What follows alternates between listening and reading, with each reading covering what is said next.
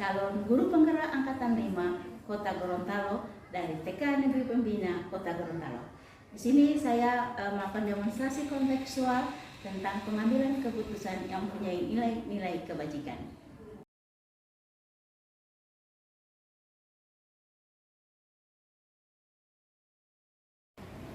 Assalamualaikum warahmatullahi wabarakatuh, Ibu. Waalaikumsalam warahmatullahi wabarakatuh. Maaf mengganggu waktunya Ibu.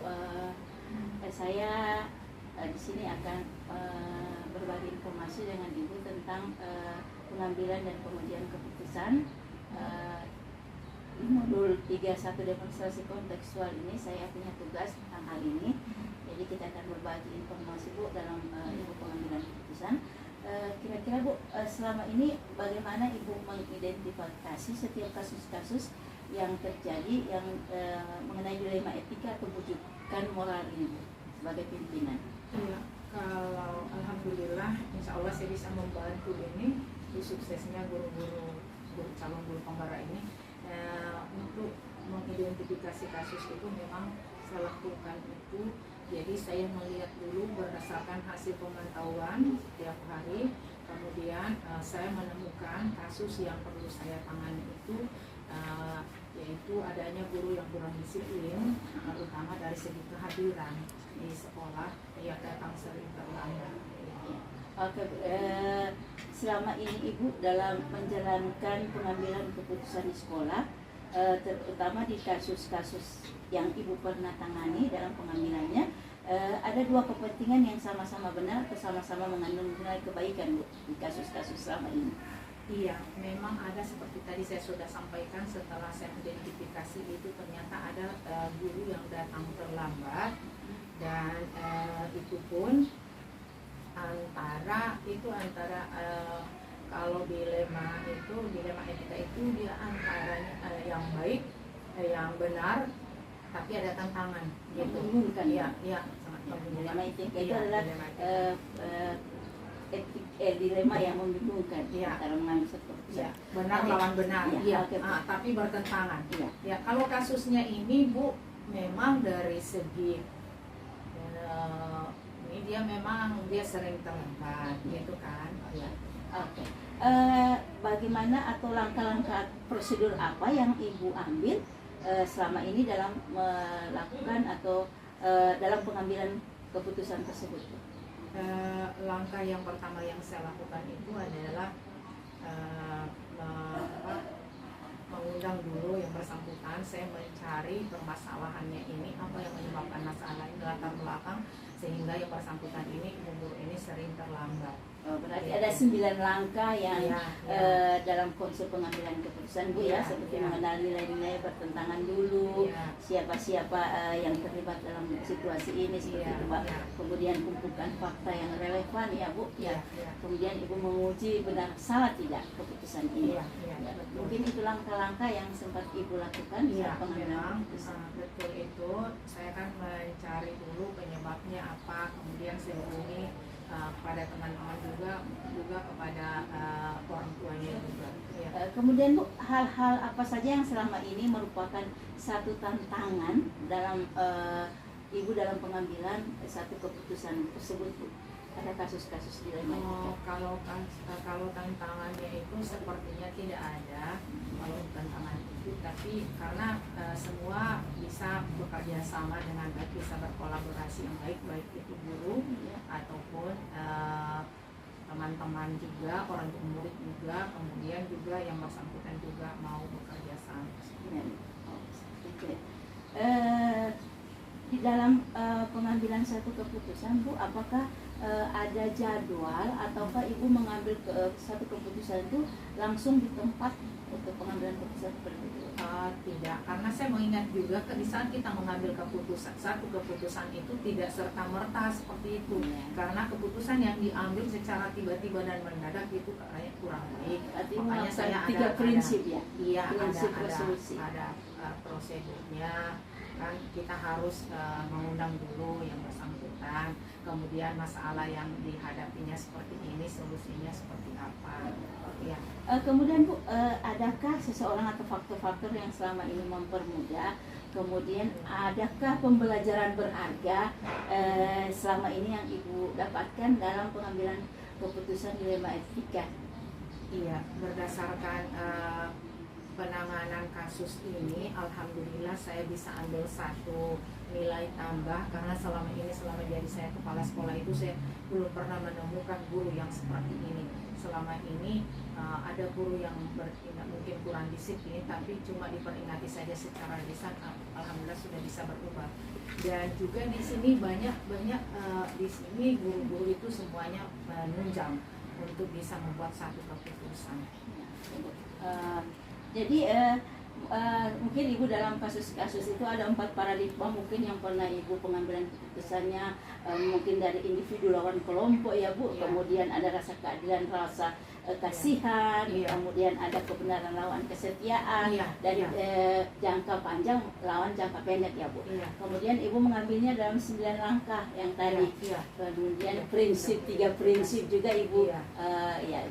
Prinsip-prinsip mungkin Ibu sudah melakukan hal ini, tapi istilah-istilah ini mungkin yang baru Ibu kenal, sehingga pengambilan keputusan Ibu sudah tepat, namun istilah-istilah itu oke. Alhamdulillah dengan adanya guru penggerak di sekolah saya bisa juga menambah pengetahuan tentang cara pengambilan keputusan. Ya Bu, terima kasih banyak Bu atas kesempatan waktunya, dan saya ucapkan terima kasih. Assalamualaikum warahmatullahi wabarakatuh. Waalaikumsalam.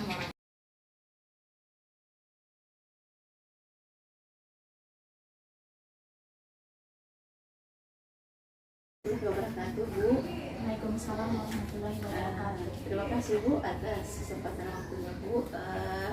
Sini saya ingin berbagi informasi kepada Ibu tentang bagaimana Ibu dalam pengambilan keputusan di dalam satu kasus dilema etika Bu.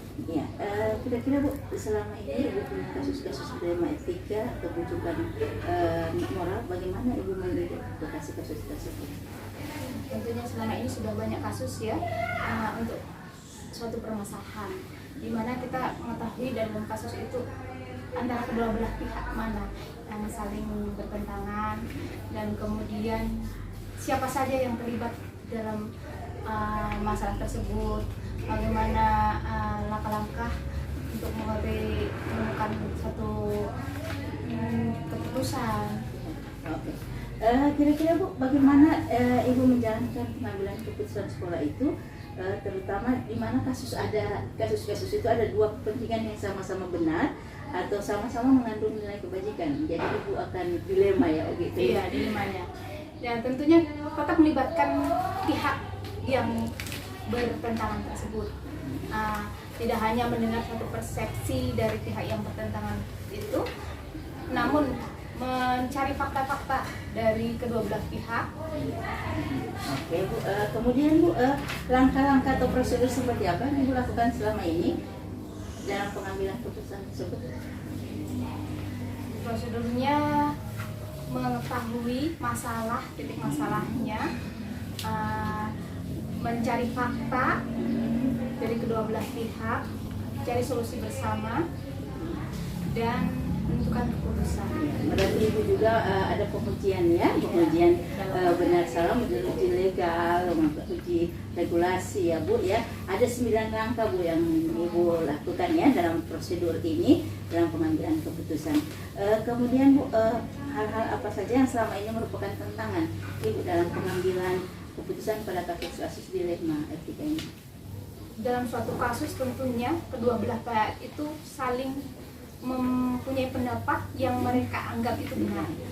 Jadi saling dua belah pihak tentunya akan mempertahankan pendapatnya masing-masing. Nah, kita cari solusi bersama supaya mencapai tujuan, mencapai hasil yang terbaik. Ya, berarti di pengujian paradigma benar atau salah ya Bu, kemudian Ibu menggunakan 4 paradigma di mana individu lawan kelompok ya Bu, kemudian rasa keadilan lawan rasa kasihan, kebenaran lawan kesetiaan, kemudian jangka pendek lawan jangka panjang ya, begitu ya Bu pengambilan keputusan.